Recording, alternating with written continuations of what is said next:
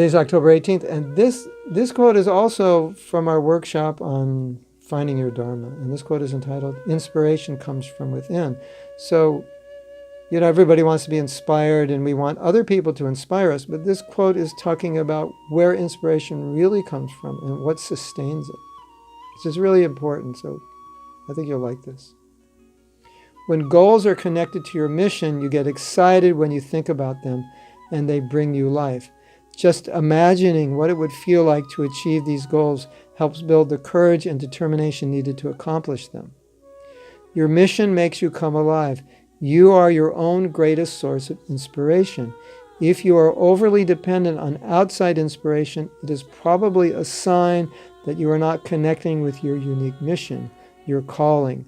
Connecting with your unique mission in Krishna's service makes you come alive.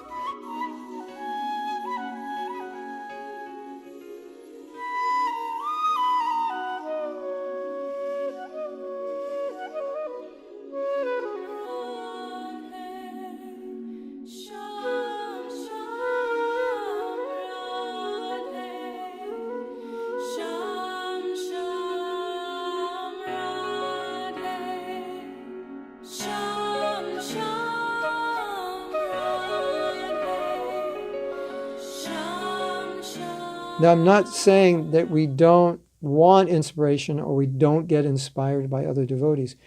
It's part of the process of Krishna consciousness. We depend on Sangha.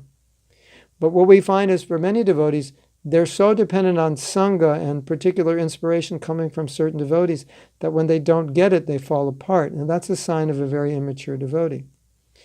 This is an analysis of inspiration in terms of steady inspiration, where it comes from. It actually comes from within us when we're connected with the service that inspires us.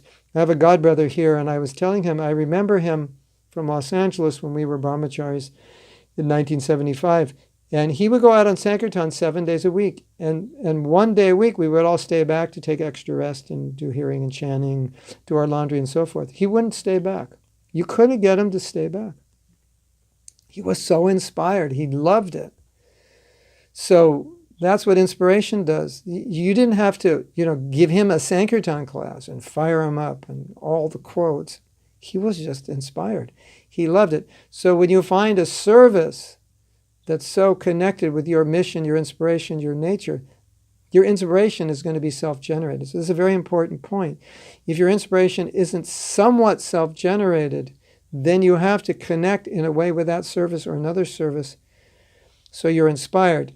Yes, you could be more inspired by more advanced devotees. We can be unlimitedly inspired. But if your inspiration just fizzles out like a ball with a hole in it, and it always has to be pumped up by somebody else, that's a problem. And that means ultimately you're not really inspired about what you're doing.